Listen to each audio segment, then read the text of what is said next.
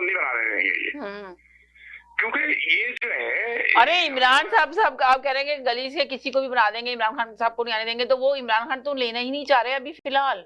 उनके लोग तो खुद साफ तरीके से कह रहे हैं कि हम नहीं लेना चाह रहे। वो तो कह रहे हैं कि हमारे साथ जो नाइंसाफियां हुई है उसका इंसाफ चाहिए हमें। वो ये नहीं चाह रहे कि हमें हुकूमत दे दें, इक़्तिदार दे दें, हमें लेकर आ जाएं। वो तो हमेशा यही बोल रहे हैं कि हमारे साथ जो नाइंसाफियां हुई, उनके लोग तो आके यही बोलते हैं कि भाई जो मैंडेट चोरी किया गया वो वापस दें, हमारी सीटें चोरी की गई हैं हमें वापस दें, हमारी औरतों को जेल में रखा हुआ है उनको रिहा करें, अगर हाँ गुनाहगार हैं उनको सजा दें। वो कहते हैं इबरतनाक सजा दें।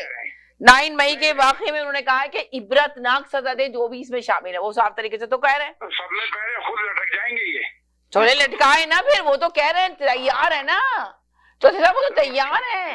देखिए इमरान खान साहब की बात से भी मासूम है ना, ये भी अगर कर रहे हैं ये सब काम कर रहे हैं, इनको बाहर की कंट्री से जो है सपोर्ट है, तो ये ऐसे आसान काम नहीं है, ये ऐसे इतने आसानी से नहीं बचे हुए हैं।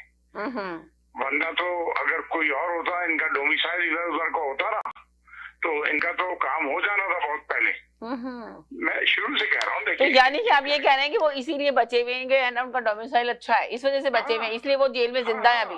वरना आपने अभी तो आपने देखा नहीं था, जो 3 वीक पहले एक साहब आए थे तो उन्होंने बड़ी अंदर की खबर लाए थे कि जी अगर जो बाइडेन रहेगा तो वो जेल में रहेंगे, अगर ट्रम्प आ गया तो उनको खत्म कर दिया जाएगा, मार दिया जाएगा। ऐसा कोई आदमी बताए पाकिस्तान में जिसने पाकिस्तान की फौजी तंजीमात पे हमले किए हो, कराए हो 9 मई की, और वो बचाओ। अरे वो तो यही कह रहे हैं ना, एक बात तो सुने, वो तो खुद कह रहे हैं कि ये हमने नहीं किया, जिसने किया उसको सजा दो, सबूत लेकर आओ।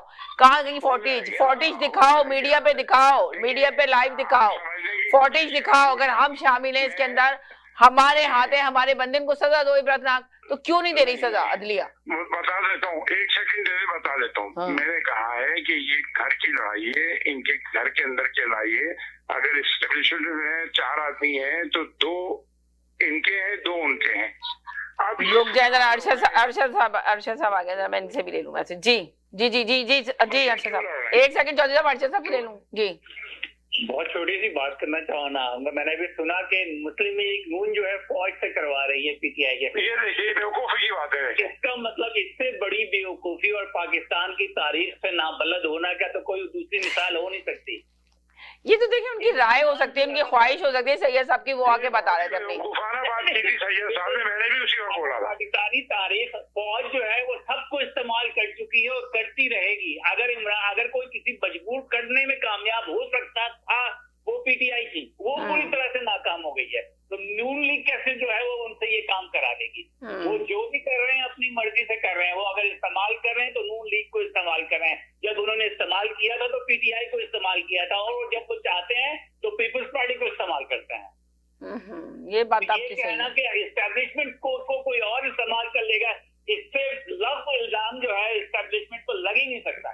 सैयद साहब को आने से पहले 7 बादाम खाने चाहिए। इस प्रोग्राम में आने से पहले उनको बादाम वगैरह खाना चाहिए। वो तो मेरे ख्याल में, और जब क्या यानी कि जहाँ तक मुझे पता है कि ये खुद एस्टेब्लिशमेंट का हिस्सा था, इसलिए कि पुलिस में थे, तो इनको तो इतना पता होना चाहिए ना।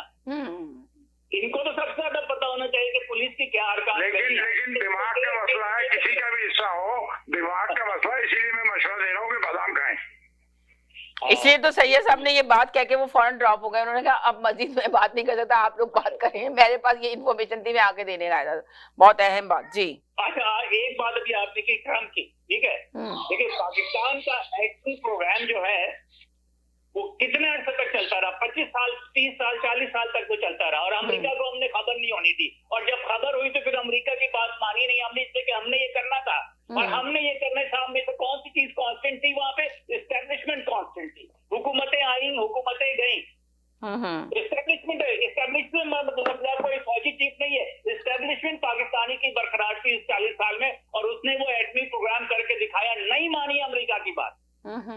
एटम बम का धमाका करके दिखाया उन्होंने, और अमेरिका को ही पता था कि पाकिस्तान हमें धोखा दे रहा है, हम इसको कैसे देते हैं, और वो जाते हैं प्रोग्राम पाकिस्तान के एटमी प्रोग्राम में।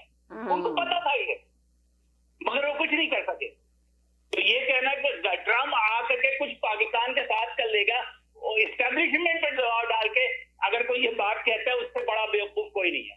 शुक्रिया। तो जी साहब बोलिए। महमूद भाई आप बात करेंगे कुछ?